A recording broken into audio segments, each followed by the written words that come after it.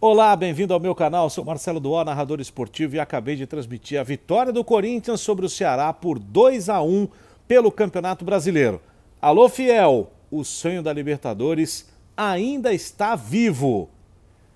Aproveite antes da gente falar do jogo para seguir o nosso canal. Se você não é inscrito ainda, aperte o botão vermelho aqui, ative as notificações, curta esse vídeo, assista até o final. Vamos conversar sobre essa vitória do Timão, que é muito importante em termos de pontuação, porque pelo menos por enquanto o Corinthians vai à 8ª posição do Campeonato Brasileiro, sobe bastante na tabela, vai a 48 pontos.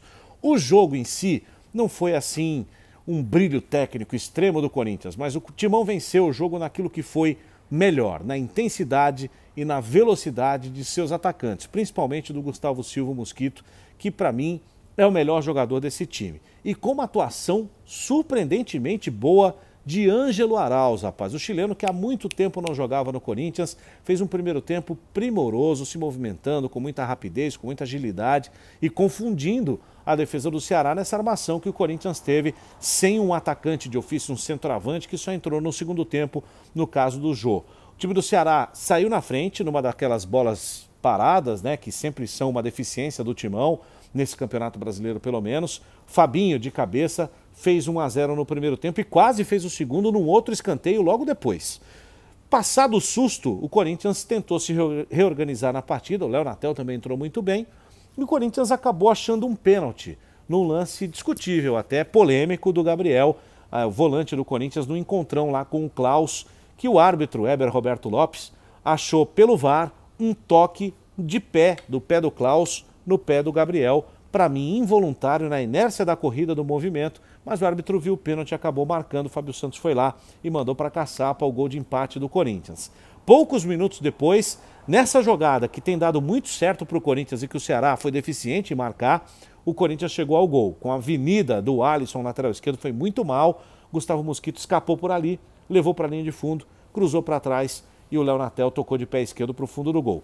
2-1. E aí o jogo ficou um pouco maluco, né? Porque o Ceará foi fazendo as suas trocas e foi tentando jogar com a bola no chão, até chegou à área do Corinthians, mas o Cássio não fez talvez uma defesa boa, mas uma defesa excepcional nenhuma, não precisou.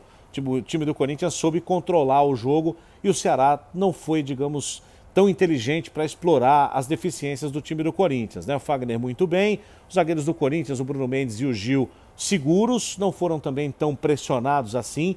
A bola circulou muito perto da área do Corinthians, mas quando foi preciso os zagueiros estavam lá para fazer o seu trabalho, né? Mas o Ceará realmente não conseguiu fazer uma boa partida. O Vina aparentemente cansou ao final do jogo. O Lima correu, não conseguiu fazer nenhum bom trabalho do lado do campo. Ele foi uma hora para a direita, outra hora para a esquerda, não conseguiu trabalhar em nenhum dos dois lados do campo. O Léo Chu foi substituído, não fez uma boa partida. Enfim, o Ceará foi parando na barreira que o Wagner Mancini criou para o time do Vozão, que não conseguiu vencer o jogo e viu cair uma invencibilidade de 13 anos, né? Desde 2008 o Corinthians não ganhava em casa jogando contra o Ceará, ou no Pacaembu, ou na Neoquímica Arena. O Ceará estaciona na tabela, já tem o número mágico dos 45 pontos, não vai correr qualquer risco no campeonato e deve sobrar mesmo para uma Sul-Americana. Corinthians vai para a Libertadores? Talvez é o que o corintiano queira saber. Difícil saber, difícil te dizer isso, porque o Corinthians é muito irregular, né? O Corinthians, na verdade, tem o time limitado demais. Quando enfrenta adversários que não marcam o seu potencial, principalmente no primeiro tempo, o Corinthians fez muito isso, roubar e sair rápido. Se você não tem uma resposta para isso, o Corinthians pode ser muito forte contra você. Se você tem uma resposta para isso, o Corinthians não tem outra alternativa. Essa que é a grande verdade. Então vai depender muito dos adversários que o Corinthians vai enfrentar, que tipo de jogo eles vão fazer e se o Corinthians vai continuar pontuando. Tem uma questão importante em relação a essa 8ª vaga para a pré-Libertadores, ela pode não existir.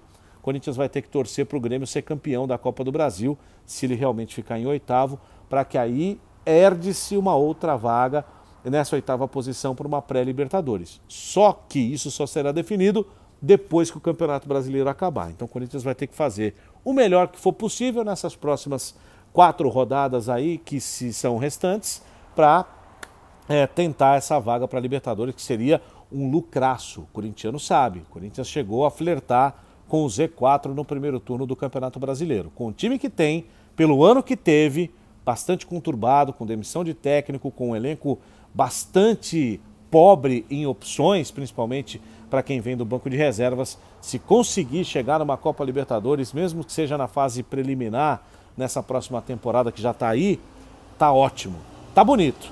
Dá para sonhar, Fiel, porque você já sabe, se não é difícil, não é Corinthians. Obrigado pela companhia e até o próximo vídeo.